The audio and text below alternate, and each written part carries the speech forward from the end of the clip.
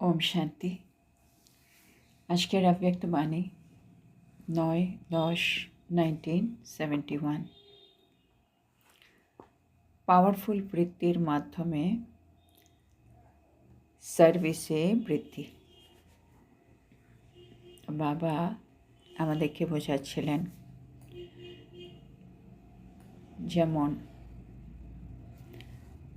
আমরা যখন কোনো জিনিসকে বলি দিই তখন প্রথম তাদেরকে সাজানো হয়, আর সাজানোর সময় অনেকটা সময় লাগে, কিন্তু যখন বলি দিই তখন এক কোপে আমরা বলে দিয়ে দিই, 1 সেকেন্ড সময় লাগে।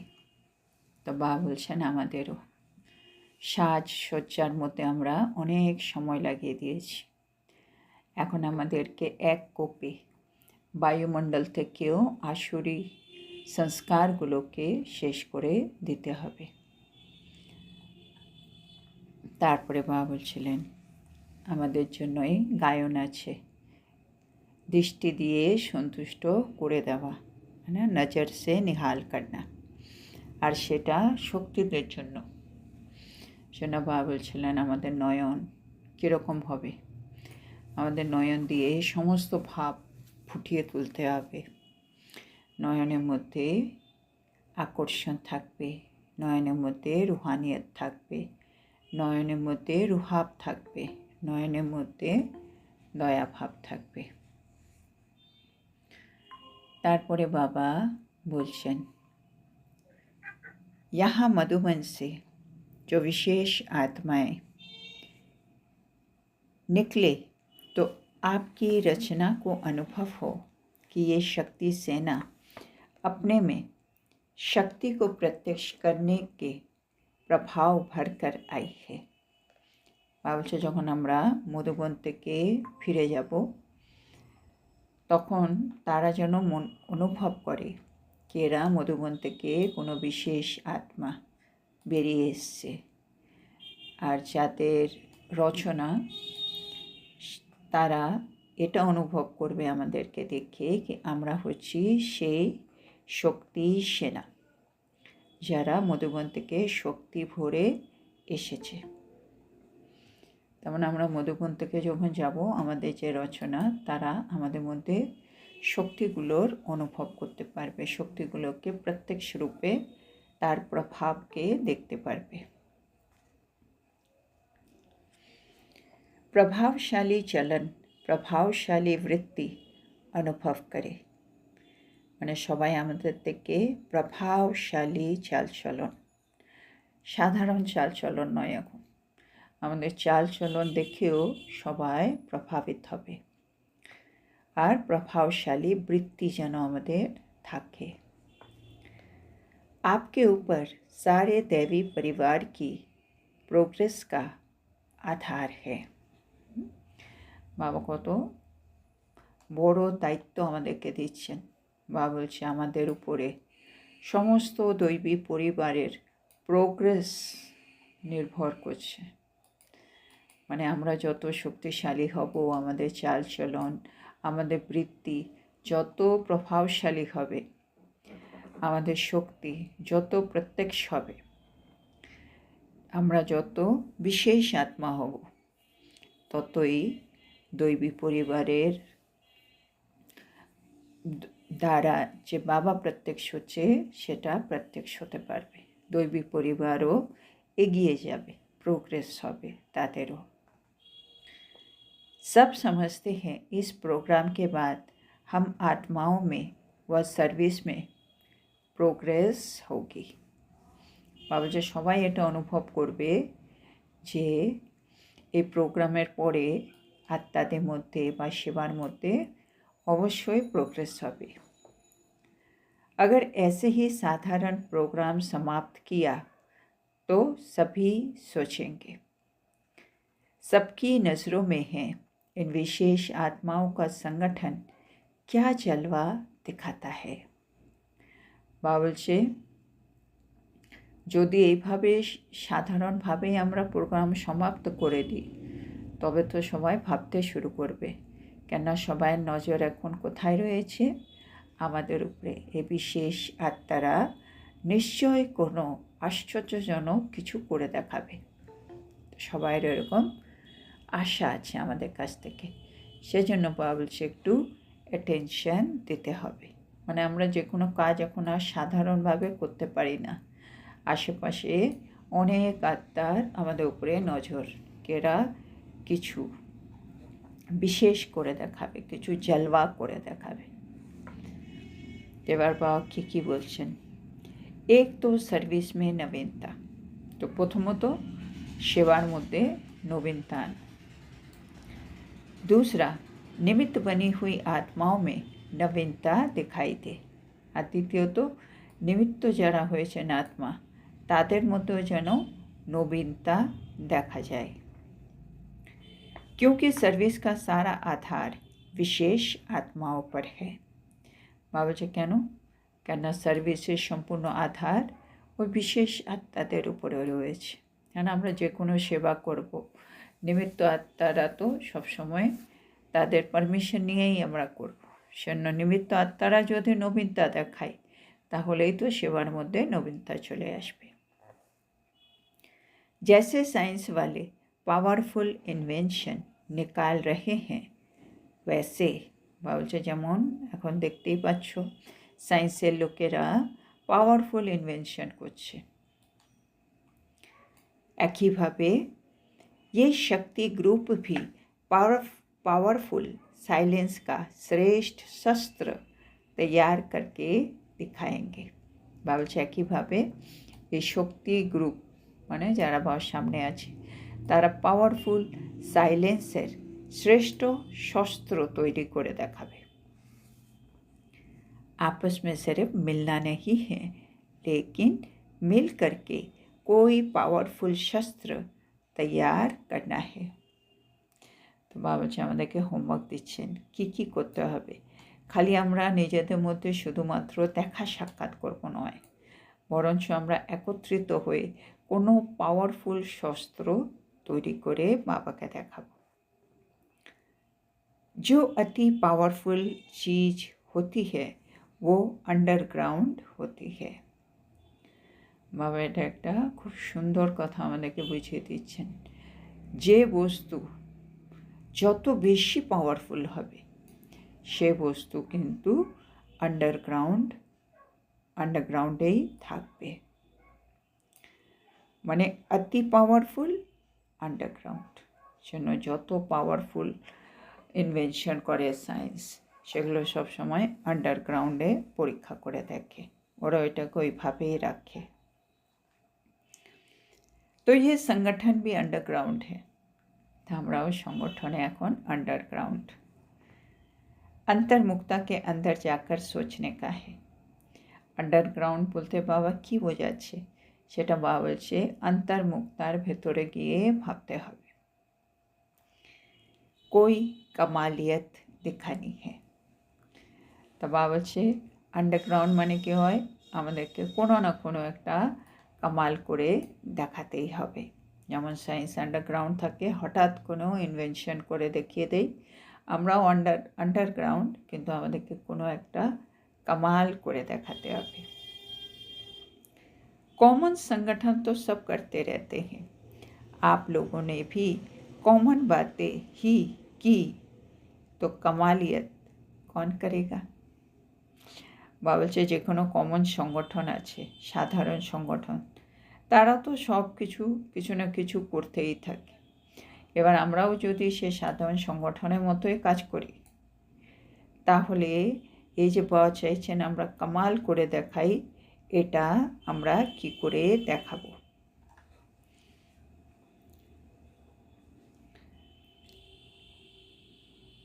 ऐसा शस्त्र बनाना है।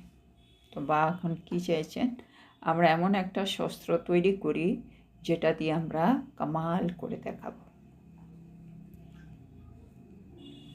इसलिए ही शक्तियों को शस्त्र जरूर दिखाते हैं। আর সেটারই यादगार হচ্ছে শক্তিরা যখনই দেখাবে শক্তিকে, তার হাতে শস্ত্র অবশ্যই থাকবে।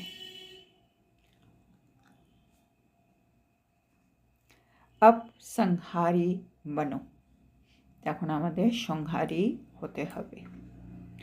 अपने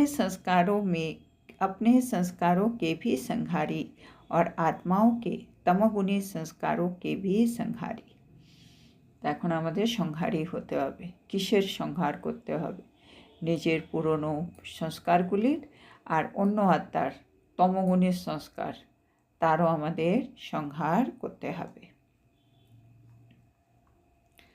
शंकर का पाठ प्रैक्टिकल में तो बचना है, लेकिन शक्तियाँ ही संहार का पाठ बचाती है, शंकर को नहीं बचाना है। तो बाबा बोलছেন শঙ্করের পাঠ এখন প্র্যাকটিক্যালে তো চলবে, কিন্তু পাঠটা শঙ্করে বাজাবে না, পাঠটা শক্তিরাই প্লে করবে।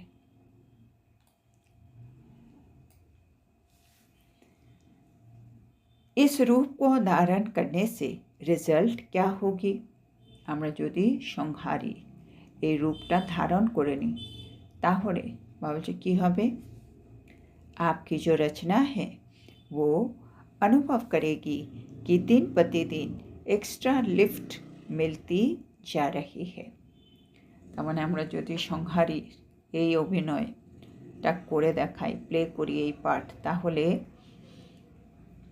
বা বলছে আমাদের যে রচনা আছে সে রচনারা এটা অনুভব করবে কি দিন প্রতিদিন তারা এক্সট্রা লিফট পাচ্ছে। यथाशक्ति अपना फोर्स तो लगाया, अपनी मेहनत से अभी नहीं चल सकते, अभी उन्हों को चाहिए वरदान की लिफ्ट। বা বলছেন ওই আত্মারা মানে আমাদের রচনা, তারা তো চেষ্টা করেছে যথাশক্তি নিজের ফোর্স লাগিয়ে এগিয়ে যাওয়ার, তারা অনেক পরিশ্রমও করেছে, কিন্তু এখন ওদের কি দরকার? বরদানের লিফট লাগবে, আর সেটা আমরা দিতে পারব। মা বলছেন आज दिन तक जो बातें उन्हों को मुश्किल पड़ती है, तो आप लोगों की इस पावरफुल सर्विस से उन्हों के मुख से मुश्किल शब्द खत्म हो जाए, सब बात में सहज का अनुभव करें।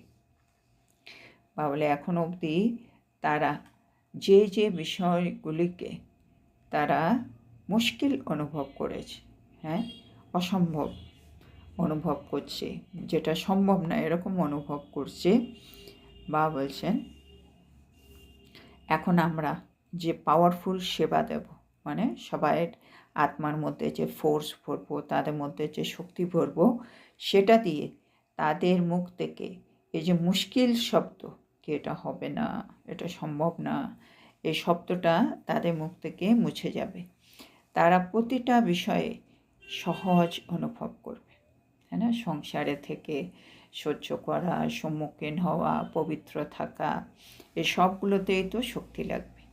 আমরা যদি তাদেরকে শক্তির বরদান দিয়ে দিই, তো যে ব্যাপারগুলো তাদের খুব মুশকিল অনুভব হচ্ছিল, সেগুলো তাদের খুব সহজ অনুভব হবে।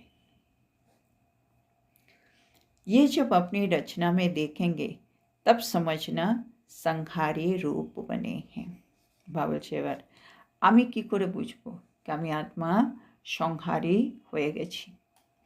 বলছে যখন তোমরা নিজের রচনার মধ্যে এই পরিবর্তনটা দেখবে, কি তারা যেটা মুশকিল অনুভব করছিল, সম্ভব নয়, সেটা তাদের জন্য ইজি হয়ে গেছে, মানে কঠিনটা সহজ হয়ে গেছে তাদের জীবনে, তাহলে বুঝে নেবে তুমি সংহারী রূপ তোমার এসে গেছে। তুমি তাদের যে আসুরের সংস্কার, যেগুলো তাদের তমগুণী সংস্কার যেগুলো ছিল, সেগুলো সংহার করে তাদের জীবনে সহজতা ফিল করিয়ে দিয়েছ।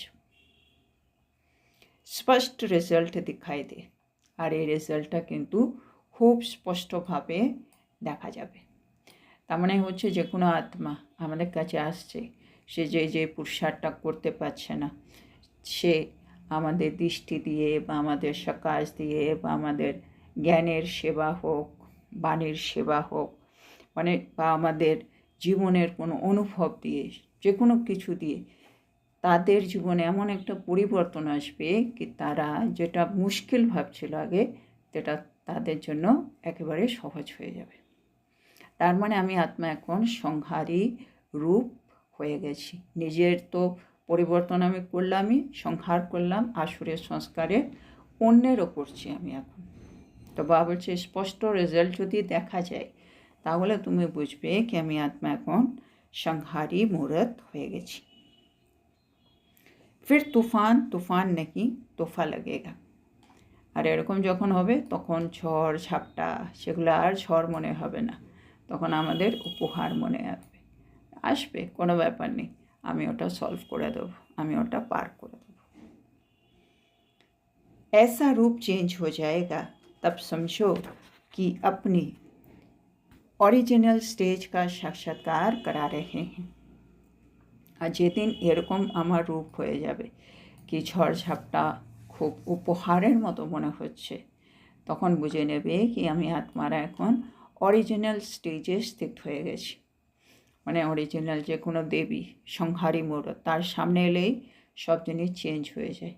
এখন আমার সামনে এলেই জিনিসগুলো চেঞ্জ হচ্ছে, তুফান তোফা হয়ে যাচ্ছে। তার মানে আমি আত্মা এখন অরিজিনাল স্টেজে স্থিত হয়ে গেছি, আর অন্যকে আমি আমার অরিজিনাল স্টেজে সাক্ষাৎকার করাচ্ছি। सभी धारणाओं की बातों में से मुख्य धारणा की कौन सी बात सभी को देते हो? বা জিজ্ঞেস করছে সমস্ত রকম ধারণার তো বিষয় আছেই, তার মধ্যে প্রধান ধারণার কোন বিষয়টা তোমরা সকলকে দাও? अव्यक्त बनने के लिए भी पॉइंट कौन सी देते हो? अव्यक्त হওয়ার জন্য আমাদের তো अव्यक्त স্থিতিতে স্থিত হতেই হবে, ওটাই হচ্ছে আমাদের ফাইনাল স্টেজ ফরিস্তা স্বরূপ।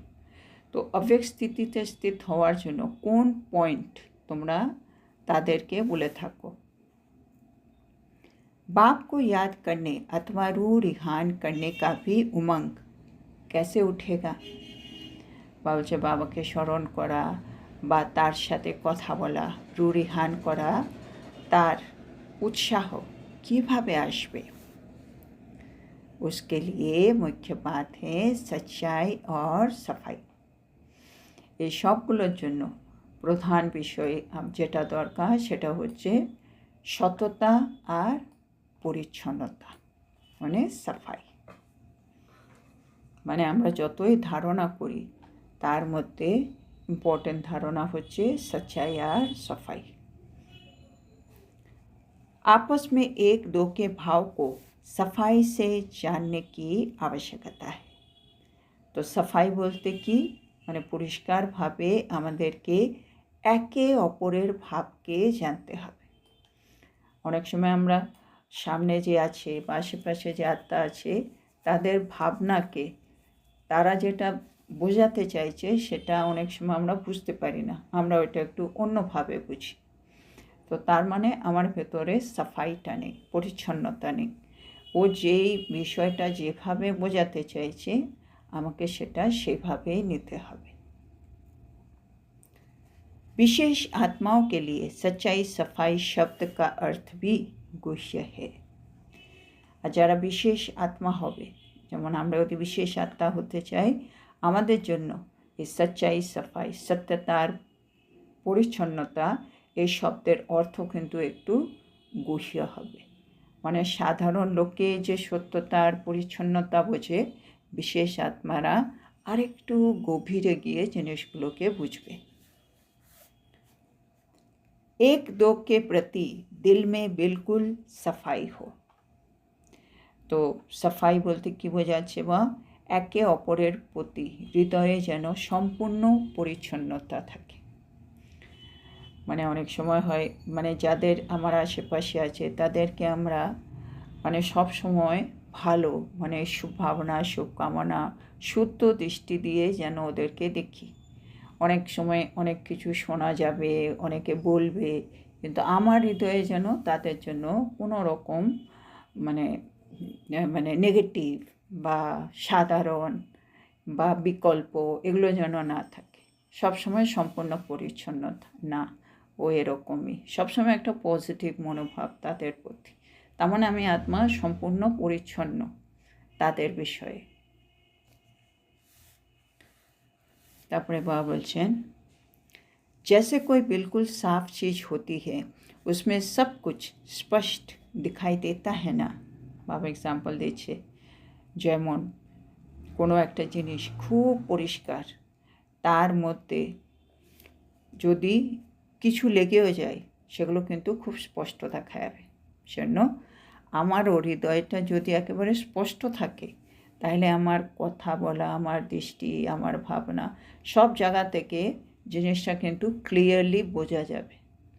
মানে আমার ভেতরে যত পরিষ্কার, আমার বাইরেও সেই জিনিসগুলো প্রকাশ পাবে। আর ভেতরে যদি কিছু না কিছু মিক্স থাকে সেটাও কিন্তু বোঝা যাবে। কিন্তু যত পরিষ্কার অত ইজিলি বাবা বলছে বুঝতে পারা যায়। যেমন বলে সাদা কাপড় ড্রেস পরলে আমাদের একটু ছোট দাগ লেগে গেলেও কত ক্লিয়ারলি বোঝা যায়। কিন্তু একটু ডিজাইন হোক বা একটু ডিপ কালার হোক, ওখানে এতগুলো দাগ লাগলেও কিছু বোঝা যাবে না। তা আমরা আত্মারাও যত এখন সচ্চাই সাফাই, আমরা যত নিজের ভেতরে পরিষ্কার করছি, আমার ভেতরটা যত পরিষ্কার হবে তত আমার ভেতরে ভাবগুলো অনেক তাড়াতাড়ি সবার সামনে মানে দেখা যাবে, যে কোনো কেউ ওটাকে অনেক ক্লিয়ারলি বুঝে নেবে। এখন वैसे ही एक दो की भावना भाव स्वभाव स्पष्ट दिखाई दे। তো বাবা বলছে একইভাবে অপরের ভাবনা, তার ভাব স্বভাব যেন একেবারে স্পষ্ট দেখা যায়। जहाँ सच्चाई सफाई है वहाँ समीपता होती है। যেখানে সত্যতার পরিচ্ছন্নতা থাকবে সেখানে সমীপতা, সেখানে তো হবেই হবে। जैसे बाप दादा के समीप है। एग्जाम्पल बाप दादा, हमारा बाप আর দাদা দুজনেরই সবসময় খুব কাছের অনুভব করি তাদেরকে। কেন? আমাদের আর ওনাদের মাঝখানে সবসময় सच्चाई और सफाई থাকে। राज्य सिर्फ एक से तो नहीं चलता है ना, आपस में भी संबंध में आना है। বাবলে আমরা খালি বাপ দাদার মানে সমীপ হলে তাদের সাথে আমরা সব কিছুতে মানে একেবারে কাছের হচ্ছি, কিন্তু অন্য আত্মাদের সাথে যদি না আসি তাহলে আমরা সত্যযুগে গিয়ে রাজ্য কী করে করব? সেখানে বাবা তো পরমধামে থাকবে আর ব্রহ্মা বাবা ওখানে আসবে, তো একজনের সাথে তো আর রাজ্য চলবে না। সেজন্য আমাদের তো রাজ্যের মধ্যে সব আত্মার দরকার হবে। সেজন্য বাবা বলছে প্রত্যেকের সাথে তোমাকে কিন্তু সম্বন্ধ রাখতে হবে। वहाँ भी आपस में समीप संबंध में कैसे आएंगे जब यहाँ दिल समीप होगा। বাবা বলছে সত্য যুগেও আমরা একে অপরের সম্বন্ধে কী করে আসব, মানে আমরা আর অন্য আত্মারা রয়্যাল ফ্যামিলিতে একসাথে কী করে আসব, যখন আমাদের এখানের সম্বন্ধ হৃদয়ের খুব কাছের হবে। মানে খুব নিকট সম্বন্ধ আমি যদি এখানের হই তাহলে বাবা বলছে সত্যযুগে গিয়েও আমরা খুব কাছের হব। यहाँ के दिल की समीपता वहाँ समीपता लाएगी। এখানে হৃদয়ের সমীপ থাকা ওখানে আমাকে সম্বন্ধের নিকটে নিয়ে আসবে। एक दो के स्वभाव मन के भाव दोनों में समीपता होनी चाहिए। আর সমীপ বলতে কোথায় কোথায় একে অপরের স্বভাব আর আমাদের মনের ভাব, এই দুটোতেই কিন্তু সমীপতা লাগবে। মানে আমাকে স্বভাবের মধ্যে অ্যাডজাস্ট করতে হবে আর আমার মনের ভাবনায় ওর জন্য ওর ভাবমূর্তিটা সবসময় ভালো, শুদ্ধ, হাইয়েস্ট, পিওরেস্ট রাখতে হবে, তাহলে আমি আত্মা তার কাছে থাকব। स्वभाव की भिन्नता के कारण ही समीपता नहीं होती है। মানে সমীপ আমরা আত্মাদের সমীপে যেতে পারি না, তার কারণই হচ্ছে আমাদের স্বভাব ভিন্ন ভিন্ন। कोई रमणीक होगा तो समीपता होगी, कोई ऑफिशियल होगा तो समीपता नहीं। মানে কেউ যদি একটু রমণীক হয়, একটু আনন্দদায়ক হয়, হাসি মুখ হয়, তার সাথে আমাদের খুব হৃদয়ের সম্বন্ধ হয়ে যায়। আর কেউ কেউ যখন অফিসিয়াল হয়ে থাকে, হ্যাঁ, একেবারে নিয়ম মেনে গম্ভীর হয়ে থাকে, তার আমরা অতটা নিকটে যাই না। लेकिन यहाँ तो सर्वगुण संपन्न 16 कला संपूर्ण बनना है। কিন্তু এটা তো এরকম হয় সাধারণ অবস্থায়, কিন্তু তোমাদের কি হতে হবে? তোমরা তো সর্বগুণ সম্পন্ন 16 কলা সম্পন্ন হবে। তো ये कला भी कम क्यों? তাহলে এই কলাটাও আমার মধ্যে থাকবে না কেন? হ্যাঁ, আমি যে অন্য আত্মার সমীপ হতে পারছি না, হ্যাঁ, তার স্বভাবের সাথে আমার স্বভাব ম্যাচিং করাতে পারছি না, আমার মনের মধ্যে তার জন্য সাফাই পরিচ্ছন্নতা আনতে পারছি না, তার মানে হচ্ছে কি আমার মধ্যে একটা কলা কম। তাইলে 16 কলা সম্পূর্ণ তো আমি হলাম না। তার মধ্যে 16 কলা না হওয়া মানে আমার মধ্যে কোনো একটা গুণ কম, তার মানে আমি সর্বগুণ সম্পন্ন হলাম না। কিন্তু আমাকে তো সঙ্গম যুগেই সর্বগুণ সম্পন্ন 16 কলা সম্পন্ন হতেই হবে। তার মানে আমার মধ্যে এই কলাটাও থাকতেই হবে, তবেই আমি সত্য যুগে আসতে পারবো, কেন এটা সত্য যুগের দেবী দেবতার মহিমা। তো বাবা এটা আমাদেরকে মনে করিয়ে দিলেন। তো আজকে আমরা এখানেই থামবো। তো আজকে বাবা আমাদেরকে বলছেন আমাদের চাল চলন প্রভাবশালী হওয়া উচিত, আমাদের বৃত্তি প্রভাবশালী হওয়া উচিত। আর এটা আমাদের রচনারা যেন প্রত্যক্ষভাবে বুঝতে পারে। আর এর উপরে ডিপেন্ড করছে আমাদের সমস্ত দৈবী পরিবারের প্রোগ্রেস। তারপরে বাবা বলছে এখন যারা নিমিত্ত আত্মা তাদের মধ্যে নবীনতা দেখা যেতে হবে, আর সার্ভিসের মধ্যেও নবীনতা আসতে হবে।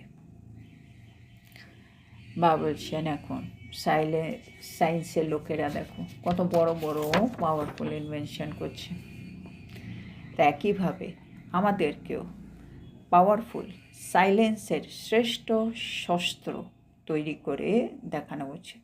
মানে ওরা নতুন নতুন সায়েন্সের শস্ত্র, আমাদের সাইলেন্সের পাওয়ারফুল শ্রেষ্ঠ শস্ত্র তৈরি করা উচিত।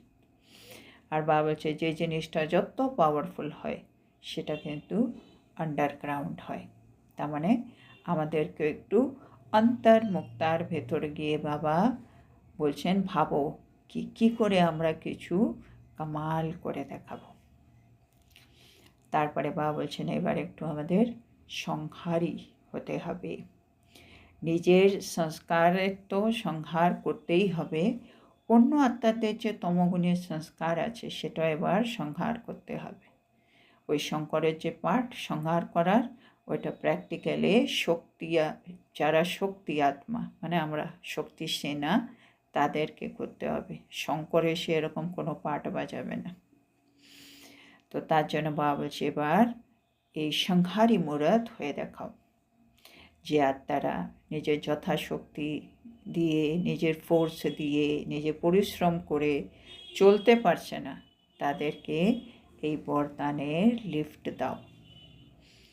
আর তাদের মুখ থেকে যেন এই মুশকিল শব্দ, এটা পারি না, এটা হচ্ছে না, এই শব্দটা যেন মুছে যায়। মানে আমাদের বরদান, আমাদের ফোর্স ওদের মুখ থেকে এই মুশকিল শব্দটা সরিয়ে দেবে। তার মানে ওরা যেটা পারছে না সেটা ওরা যেন করে ফেলে, এটা আমাদের করে দেখাতে হবে, তবেই হব আমি আত্মা সংহারী মূরত। তারপরে বাবা বলছে তাহলে কি হবে, তুফান তোফা বন জায়গা। আর এই রেজাল্টটা বাবা বলছে একেবারে স্পষ্ট দেখা যেতে হবে। তারপরে বাবা বললেন একটু সচ্চাই আর সাফাই লাগবে আমাদের মধ্যে, একে অপরের জন্য সত্যতা আর পরিচ্ছন্নতা, আর স্পেশালি আমাদের ভাব স্বভাব এইসবের মধ্যে পরিচ্ছন্নতা লাগবে। কেননা যেখানে সচ্চাই সাফাই থাকবে ওখানেই আমরা কিন্তু সমীপ থাকি, যেমন বাপ দাদা। তো বাবা বলছে আমরা যখন সত্য যুগে রাজ্যে আসবো সেখানে তো একা একা রাজ্য করবো না, জন্য ওখানে আমরা অন্য আত্মাদেরও তো সম্বন্ধে আসবো। কিন্তু ওখানে সম্বন্ধে কাদের আসবো, যারা আমরা সঙ্গম যুগে এখানে সমীপ, তাহলে এখানে হৃদয়ে সমীপ থাকবো, ওখানে সম্বন্ধে সমীপ থাকবো। সেজন্য বাবা বলছে একে অপরের স্বভাব, মনের ভাবনা সে জায়গায় সমীপতা আনো। সমীপতা আসছে না কেন? কেন তোমাদের স্বভাবটা ভিন্ন ভিন্ন। তো বাবা বলছে ভিন্নতা তো থাকবেই, কিন্তু তোমাদেরকে তো সর্বগুণ সম্পন্ন, ষোলকলা সম্পন্ন তো এখানেই হতে হবে। সেই জন্য এই কালাটাও তোমাকে এখনই ধারণ করে নিতে হবে।